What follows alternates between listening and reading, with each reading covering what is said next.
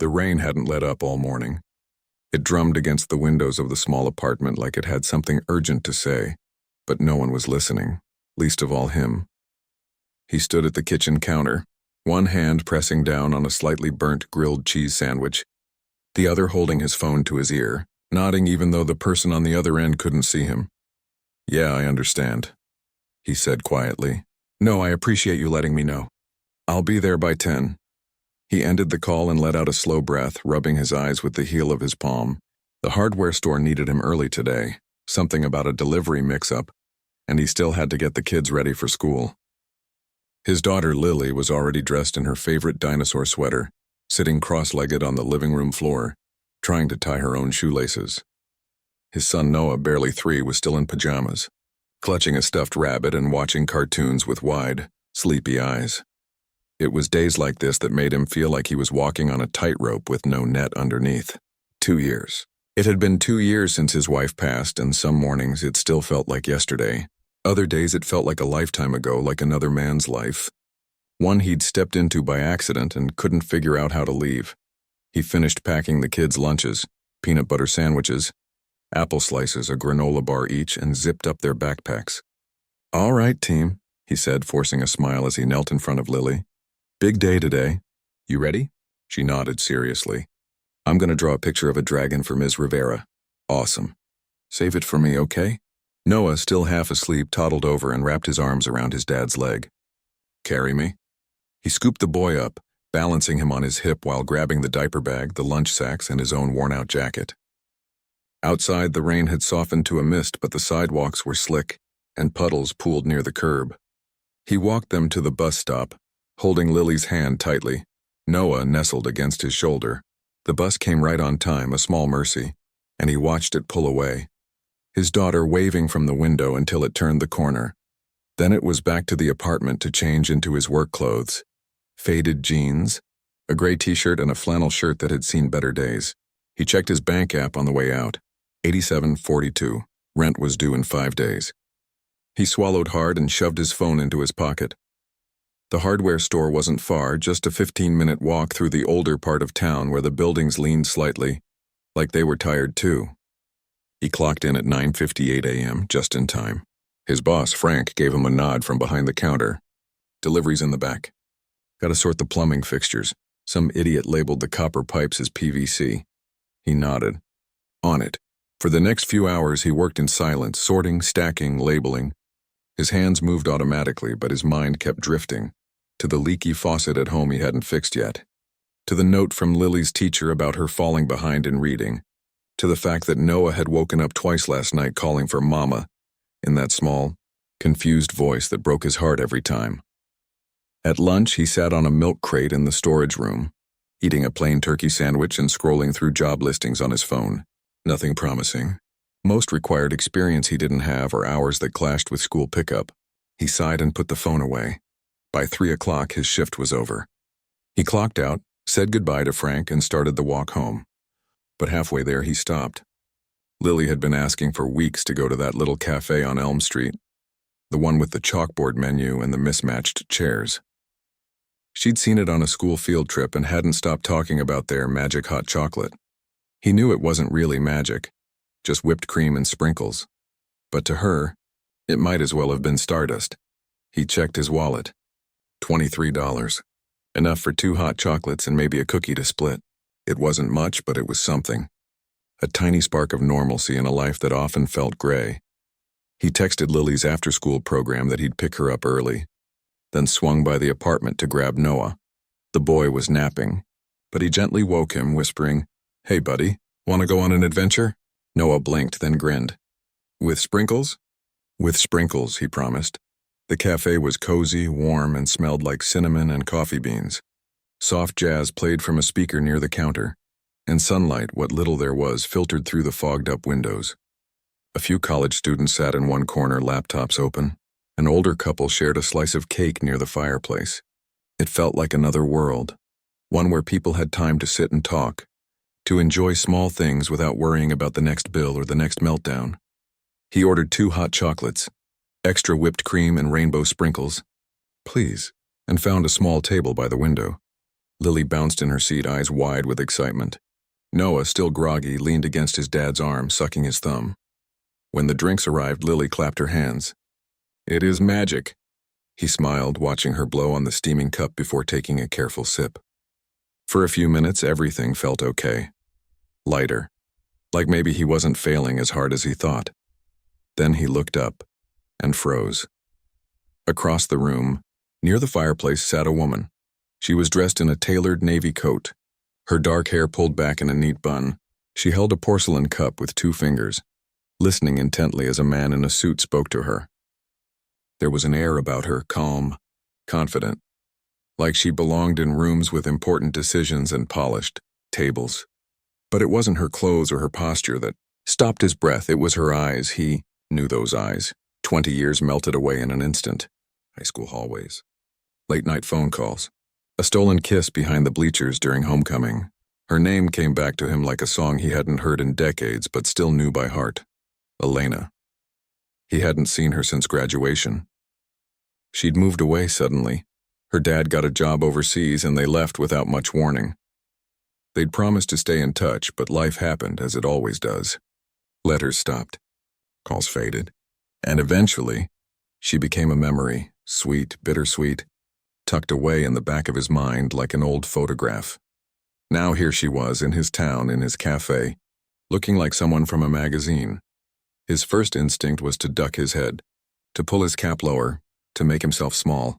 He was in a faded flannel shirt with a mustard stain near the collar.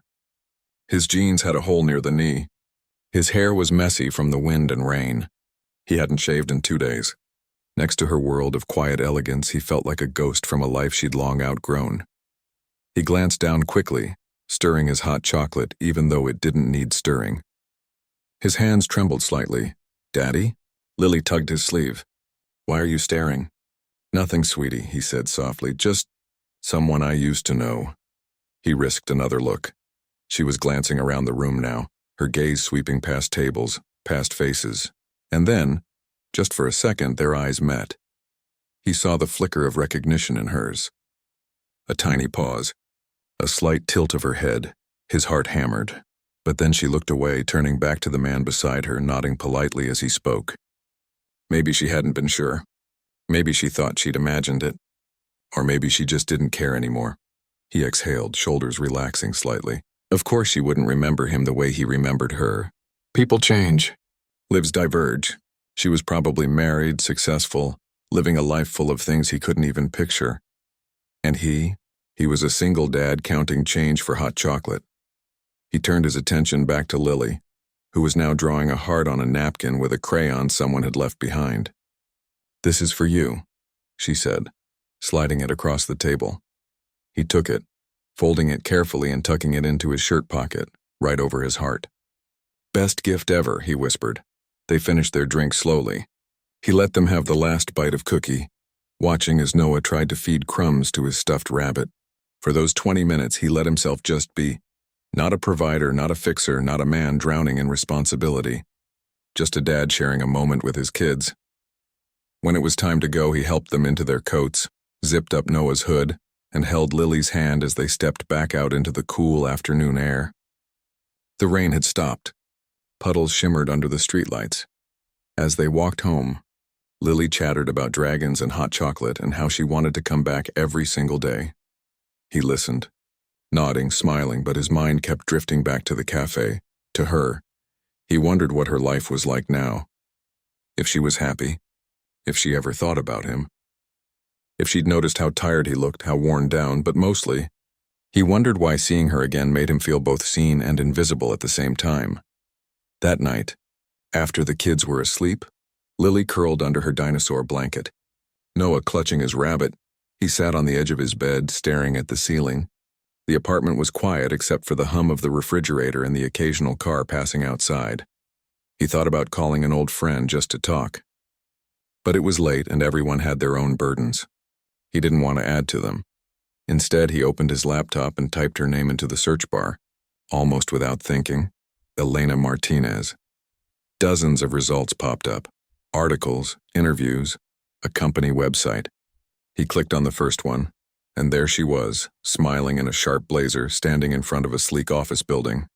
CEO of Verdi Dynamics, a company that designed eco-friendly building systems. Forbes 30 under 30, philanthropist speaker at global sustainability conferences. He sat back, stunned. She wasn't just doing well. She was thriving, leading, changing things, and he was here. He closed the laptop gently as if it might break. He didn't feel jealous.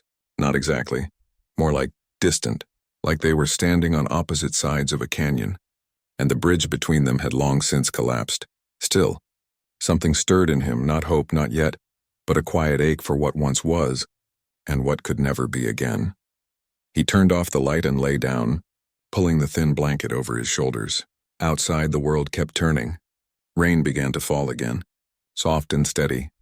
Tomorrow would be another day of work, of lunches, of bedtime stories and unanswered bills, but for now, in the dark, he let himself remember the girl, with the bright eyes and the nervous laugh who once held his hand under the bleachers and told him he was going to do great things he just never imagined. She'd be the one who actually did. She hadn't planned to come back to this town.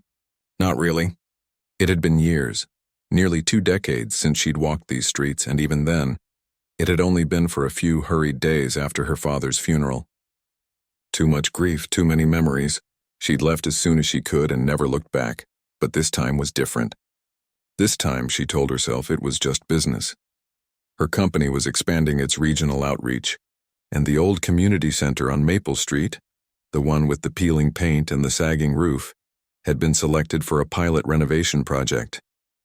Sustainable materials, solar panels, energy-efficient lighting, a chance to give something back. She'd insisted on overseeing the initial site visit herself, even though her team had offered to handle it.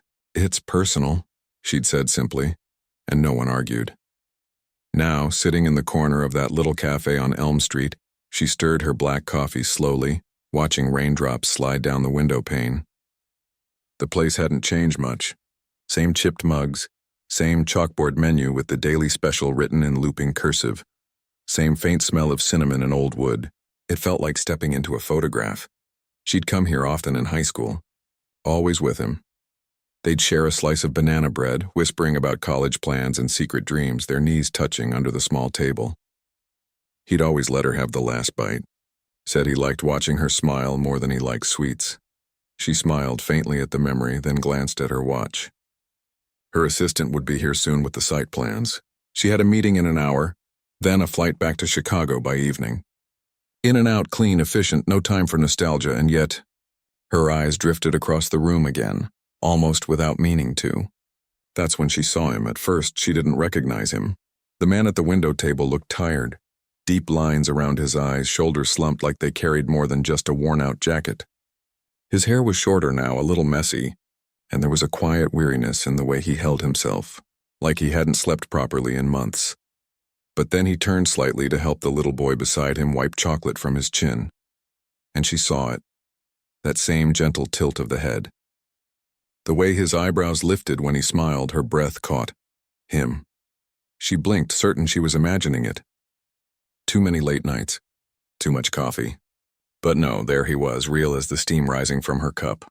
And those kids. His kids. Her chest tightened. She remembered the obituary now. She'd seen it years ago, buried in a local newsfeed she rarely checked. A young woman gone too soon, complications from an illness, left behind a husband and 2 small children. At the time, she'd felt a pang, sadness for a life cut short, sympathy for the family. But she hadn't made the connection. Not until now. He was a father, a widower, and he looked like he was barely holding on. She watched as he carefully folded a crayon-drawn heart into his shirt pocket, the way he smoothed his daughter's hair with a tenderness that made her throat ache. He didn't look like the boy she remembered, confident, full of big ideas, always sketching floor plans for houses he swore he'd build one day. This man was quieter, softer around the edges, shaped by loss and responsibility. But his eyes, they were still the same. Kind, steady. She looked away quickly, pretending to read a message on her phone, though her fingers trembled slightly. What was she supposed to do, walk over? Say hello after 20 years? What would she even say? Hey, remember me? The girl you kissed behind the gym? I'm a CEO now, and you look like you haven't eaten in a week. No, That would be cruel, intrusive. The man she once knew would never want pity. And this version of him, this tired, loving father, deserved his dignity more than ever. Her assistant arrived then, setting a leather portfolio on the table with a quiet, "Sorry I'm late, traffic." She nodded, forcing her attention back to work. But as they discussed insulation specs and budget allocations, her mind kept drifting to the window table. She saw him help his son into a tiny raincoat, saw him hold his daughter's hand as they stepped out into the misty afternoon. He didn't look back. When they were gone, she excused herself to the restroom, locked the door, leaned against the cool tile wall, and closed her eyes. Why did this shake her so much? She'd built a life on control, on strategy, precision, forward motion. She didn't do what-ifs, didn't dwell on the past. But seeing him like that, so changed, so burdened, unlocked something she'd kept buried for years. Regret. Not for leaving exactly. Her family hadn't given her a choice. But for never reaching out. For assuming time would soften everything. Back at her hotel that evening, after the site meeting and a quiet dinner alone, she sat on the edge of the bed, laptop open. She told herself it was curiosity, professional interest even. But her fingers moved before her mind could stop them. She typed his name. The results were sparse at first. No social media, no LinkedIn profile. Just a few old public records. Then buried in a local news archive from 2 years ago, an obituary. Her stomach dropped as she read it. His wife's name. Her age, only 32. The names of the children. Further down, a short follow-up article mentioned a community fundraiser for the family. A photo showed him standing beside a folding table, holding a little boy on his hip, smiling weakly for the camera. He looked thinner, hollow-eyed. She scrolled slowly, heart pounding. Then she found it. A recent post from the hardware store where he worked. A blurry photo of employees during a customer appreciation day. There he was, in the back row wearing that same flannel shirt, holding a broom like it was a prop. The caption listed his name. She stared at the screen for a long time. He wasn't just surviving. He was drowning, and she had everything. A penthouse view. A team of people who hung on her every word. A bank account with more zeros than she could count. The guilt hit her like a wave. Not because she'd succeeded. She'd worked hard for every bit of it. But because she'd forgotten that not everyone got a second chance.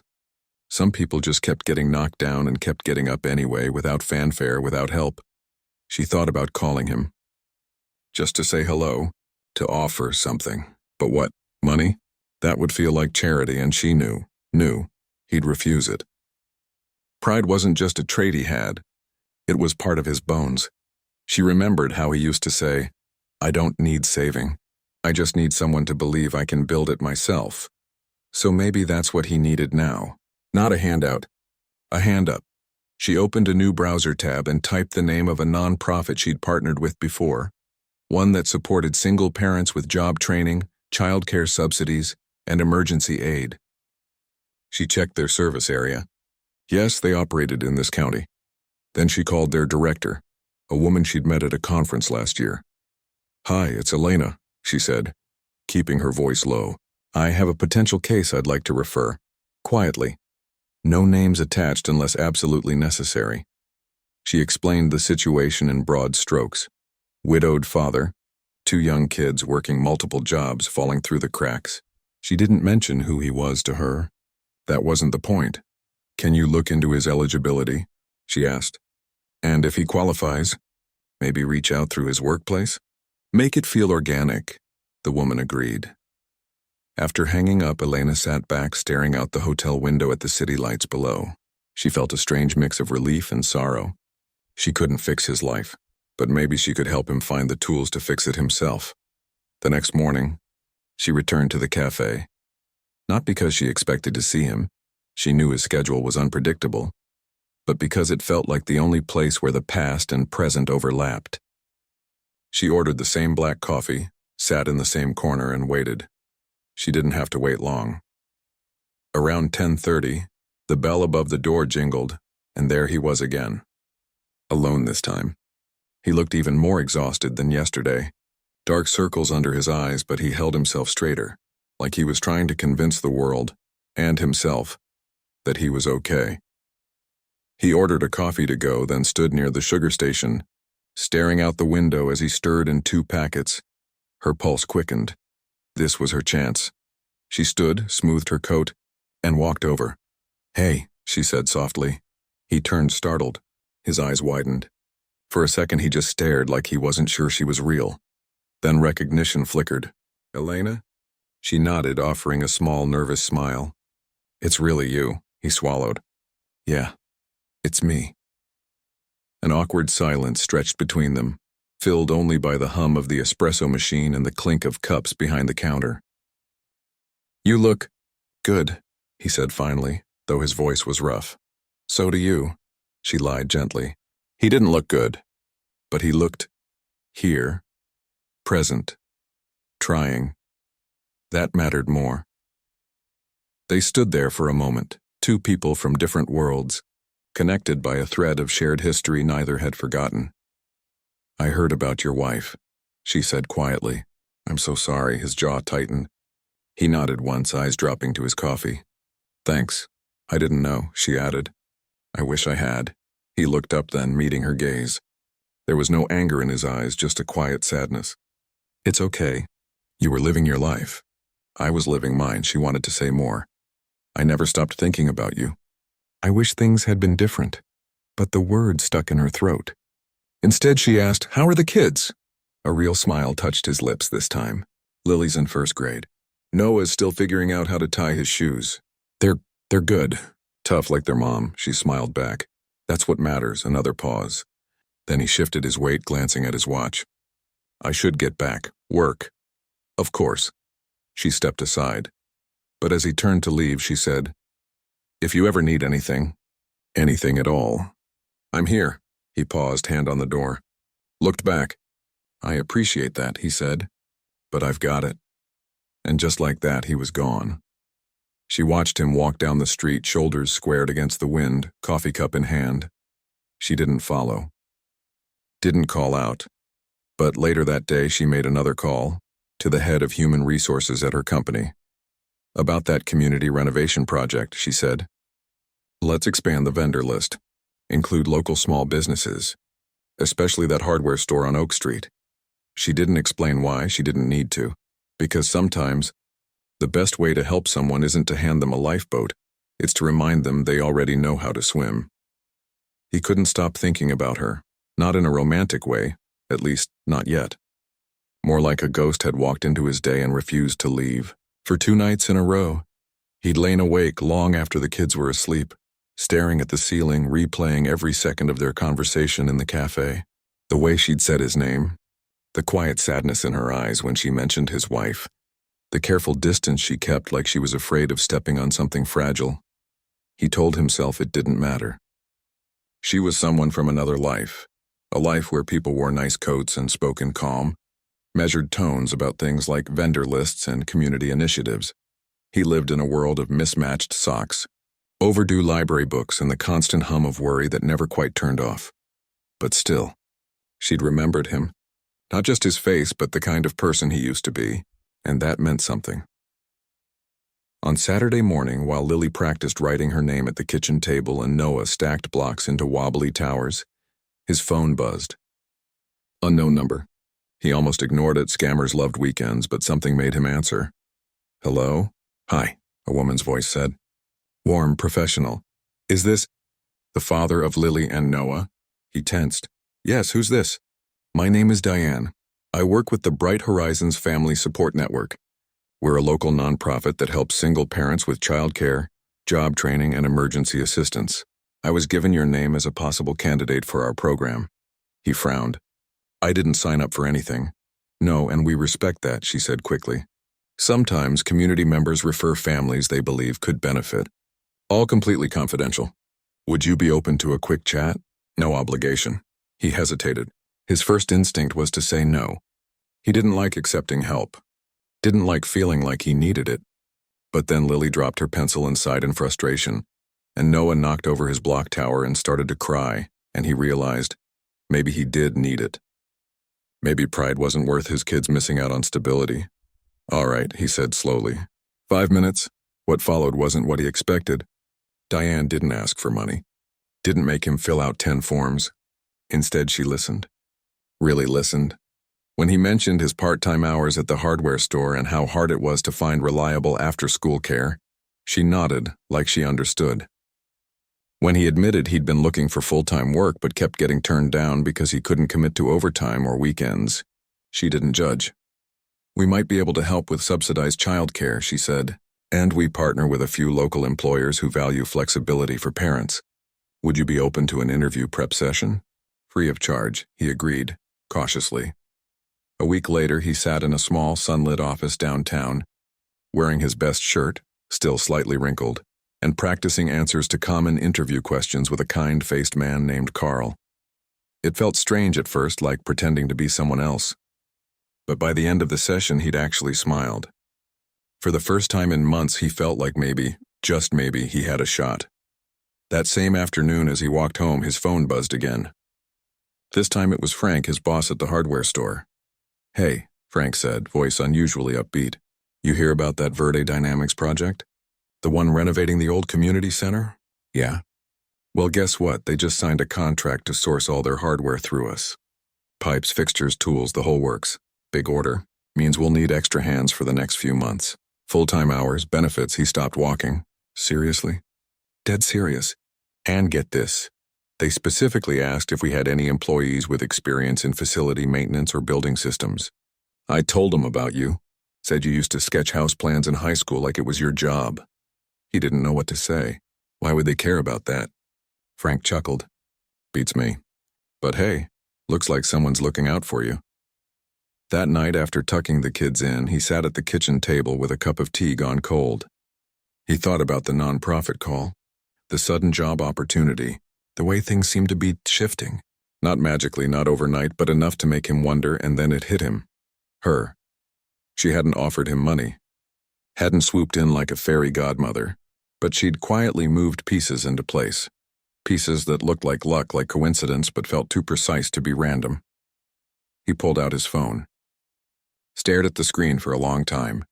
He didn't have her number, but he remembered the name of her company from that news article. He typed it in, found the main line, and called. A receptionist answered. "Polite, efficient.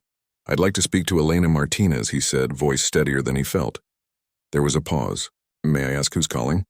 He hesitated. "An old friend," another pause. Then, "One moment, please." He held his breath, and then her voice. "Hello? It's me," he said, a soft exhale on the other end. "I was wondering if you'd call." "I think I know what you've been doing," he said, not accusingly, just honestly. Silence.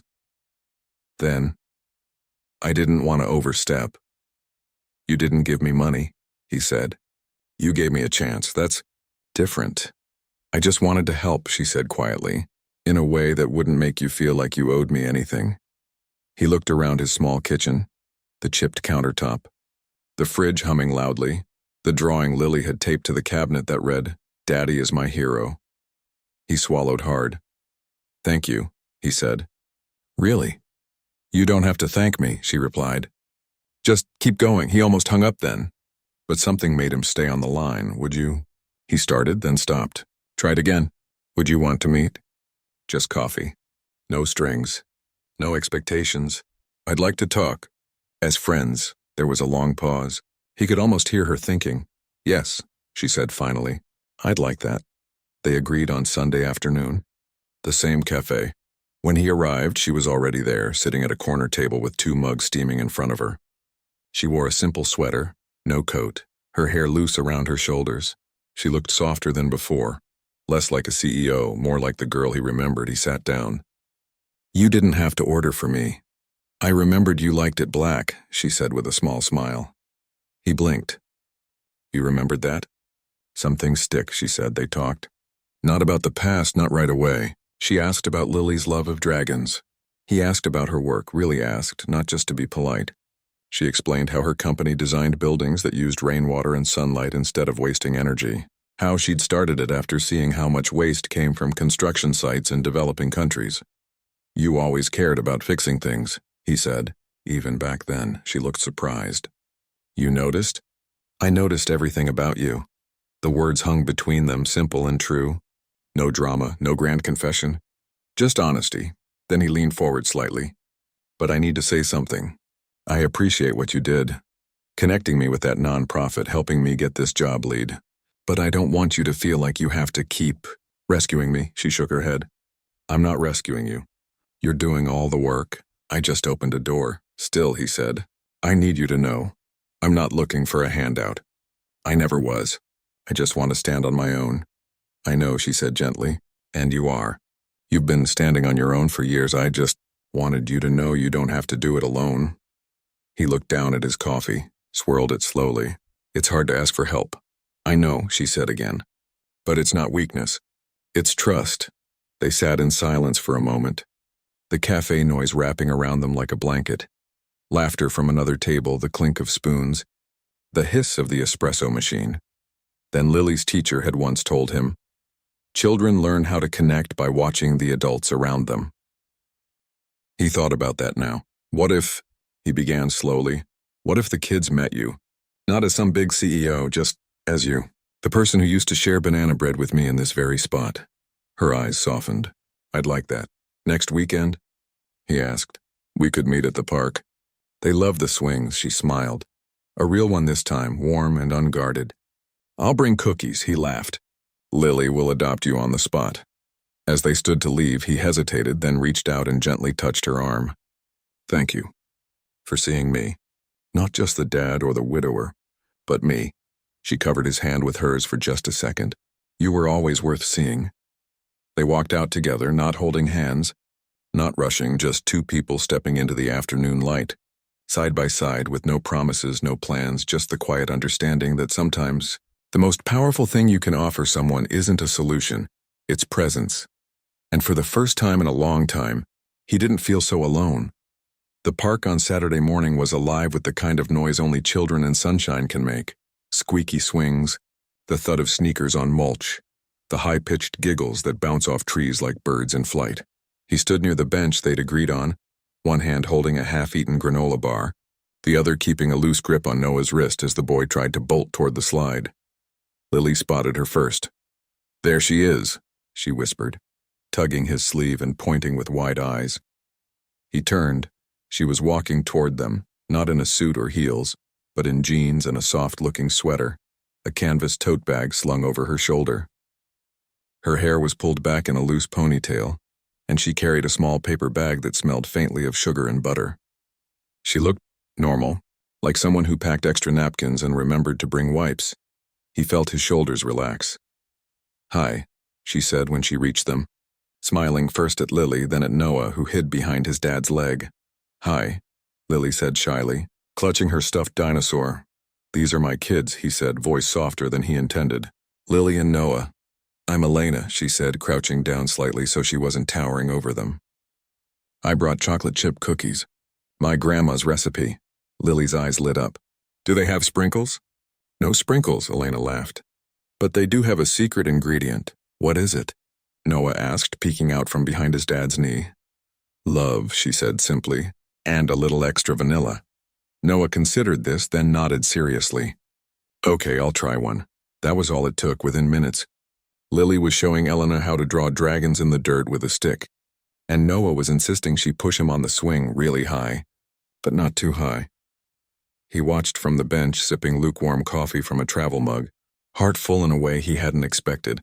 She didn't try too hard. Didn't overdo it. She listened when Lily talked about her latest book. She asked Noah what his rabbit's name was, Mr. Fluffernutter. She didn't check her phone once. After cookies and 2 rounds on the swings, they sat together on the bench, the kids running ahead to the sandbox. You're good with them, he said. I like kids, she replied. They don't pretend. They just are, he nodded. Sometimes I forget how to just be. Always thinking 3 steps ahead. Bills, appointments, what to cook for dinner. You've carried a lot, she said quietly.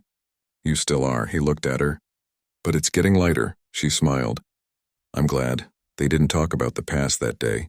No high school memories, no awkward confessions, just the present. The warmth of the sun, the sound of children playing, the easy rhythm of conversation that didn't need to be forced.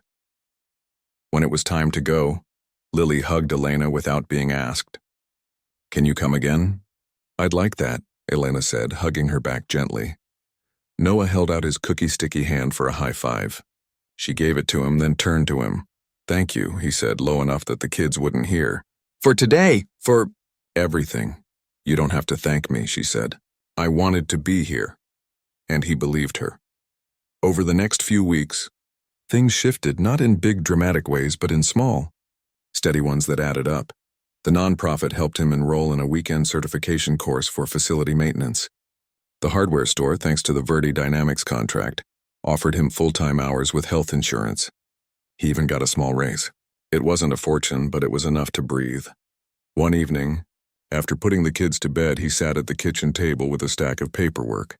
Insurance forms, course syllabi, a letter about subsidized after-school care. He stared at it all, overwhelmed but not defeated. For the first time in years, he wasn't just surviving. He was building. His phone buzzed. A text from Elena. How'd the first class go? He smiled. They'd been texting like this for weeks, short, friendly messages. No pressure. Just checking in. Harder than I thought. But I didn't fall asleep. That's a win. He hesitated, then typed, Would you want to grab coffee again? Maybe next weekend. The reply came quickly. I'd love to. They met at the cafe again, but this time the air between them felt different. Lighter, more honest. He told her about the class, about how the instructor said he had a natural eye for systems and layout. She told him about a new project her company was starting, a green housing initiative for low-income families. You'd be great at something like that, he said. Building things that actually help people. That's the goal, she said. It's why I started this in the first place. He looked at her. Really looked. Not as the successful CEO, not as his high school sweetheart, but as a person who'd carried her own weight, made her own choices, and still chose kindness. Can I ask you something? He said, Of course, and why did you help me? Really, you didn't have to. We hadn't seen each other in 20 years. She stirred her coffee slowly, thinking. Because I saw you, she said finally. Not just your situation, you, the same person who used to stay up late helping classmates with math homework, who fixed the school's broken projector with duct tape and hope, who told me once that everyone deserves a fair shot. He remembered that night. They'd been sitting on the football field staring at the stars, talking about the future like it was something they could shape with their hands. I guess I just wanted to give you that fair shot, she said. Not because I owed you anything, but because you deserve it. He didn't know what to say, so he just nodded, throat tight. Later, as they walked out, she paused. There's something else. He turned. My company's launching a new training program, she said, for people transitioning into facility and building management. Paid apprenticeship. Full benefits. It's competitive, but I think you'd be perfect for it. His stomach dropped. Elena, hear me out, she said quickly. I'm not offering you a handout. You'd have to apply like everyone else. Go through interviews. Prove yourself. But I can make sure your application gets seen. That's all.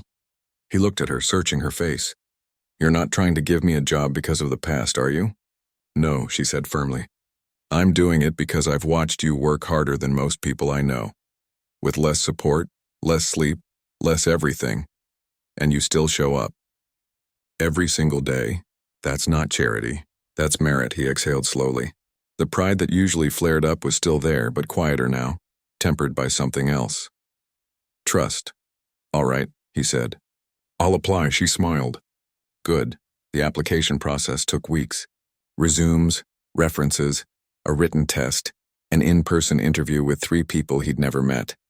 He studied late into the night after the kids were asleep, quizzing himself on HVAC basics and electrical safety codes.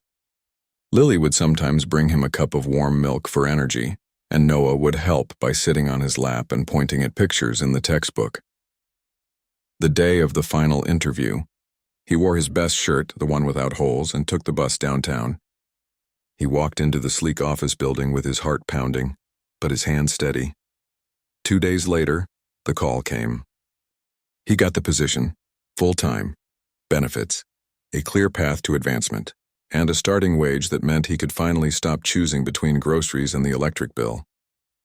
That night he took the kids out for pizza, the kind with the cheesy breadsticks Lily loved. They ate at a booth near the window, laughing as Noah tried to wear a slice like a hat. After dinner, he called Elena. "I got it," he said, voice thick. "I knew you would," she said, and he could hear the smile in her voice. "Thank you," he said, "not for getting me the job, for believing I could do it." "You did the work," she reminded him. "I just handed you the ladder." He looked at his kids in the rearview mirror on the drive home, Lily asleep against the window, Noah humming softly in his car seat. For the first time in a long time, the future didn't feel like a cliff he was about to fall off. It felt like solid ground, and he wasn't walking it alone. The days got longer as spring turned into summer. The air smelled like cut grass and warm pavement, and the neighborhood park buzzed with kids riding bikes, chasing bubbles, and arguing over whose turn it was on the slide. He sat on the same bench as before, but this time his shoulders weren't hunched with worry. His hands rested easy on his knees. He even had a little color in his cheeks, something Lily had pointed out with pride, as if she'd painted it there herself. Work was steady now. The new job wasn't just a paycheck. It was a place where people asked for his opinion, where his ideas about energy-saving lighting or better storage layouts actually got used. He'd even led a small team on a retrofit project last month. It felt strange in the best way to be trusted. And then there was her. She came to town most weekends now, not everyone, but often enough that Lily had started setting an extra plate at the picnic table, just in case Elena comes. Noah had drawn her a picture titled, "Elena plus Mr. Fluffernutter for best friends," and she'd taped it to her office fridge, she told him later, right next to a blueprint of a solar-powered community center. They never rushed, never pushed. There were no grand declarations under moonlight, no sudden proposals or dramatic reunions. Just slow, quiet steps forward. Coffee on Sunday mornings, walks after dinner, her reading bedtime stories to the kids when he had a late shift. She never acted like she was doing them a favor. She just showed up like she belonged, and somehow, without either of them saying it out loud, she did. One evening, after a long week, he found himself sitting on the back porch with a cold drink, watching fireflies blink on and off in the yard. The kids were inside brushing their teeth, bickering over who got to pick the bedtime story. Normal sounds. Good sounds. The gate creaked. He didn't need to look to know it was her. She sat beside him on the steps, wearing a light sweater and carrying 2 paper cups from the cafe down the street. "I brought iced tea," she said, handing him one. "With extra lemon, like you like," he smiled. "You remembered?" "I remember a lot of things," she said softly. They sat in comfortable silence for a while, listening to the crickets and the distant hum of a lawnmower. The sky was turning that deep purple color that only happens right before full dark. "You've changed," she said after a while. He glanced at her. "In a bad way?" "No," she said quickly. "In the best way. You look lighter, like you finally let yourself breathe." He looked down at his hands, clean now, no longer cracked from handling rough tools all day. "I think I'm starting to believe I deserve good things." "You always did," she said. He turned to her then. Really looked at her, the way the porch light caught the gold in her eyes, the small laugh lines at the corners, the quiet strength in the way she held herself, not like someone who needed to prove anything, but like someone who knew who she was. "I used to think seeing you again would be like reopening an old wound," he said. "But it wasn't. It was like finding a missing piece I didn't even know was gone." She didn't look away. "I felt the same." He took a breath. "I don't want to mess this up. Whatever this is." She reached over and covered his hand with hers. Her fingers were warm. "We're not kids anymore. We don't have to get everything right the first time. We just have to keep choosing each other, one day at a time." He turned his hand so their fingers laced together. It felt natural, like it always should have been this way. Inside, the back door opened. Lily stood there in her pajamas, hair in messy braids, holding a flashlight. "Elena!" "Daddy, come look. The fireflies are doing a dance." They both laughed and stood up. As they walked toward the yard, Noah came running out too, barefoot and grinning, dragging Mr. Fluffernutter behind him. "Catch one," he yelled, pointing at a flickering light near the bushes. Elena crouched down beside him. "You have to be really quiet," she whispered. "And really gentle." Lily tugged her dad's hand. "Daddy, you go that way. I'll go this way. We'll trap it in the middle." He played along, tiptoeing like a spy, and when Lily finally cupped a firefly in her palms just for a second before letting it go, she squealed with delight. It tickled.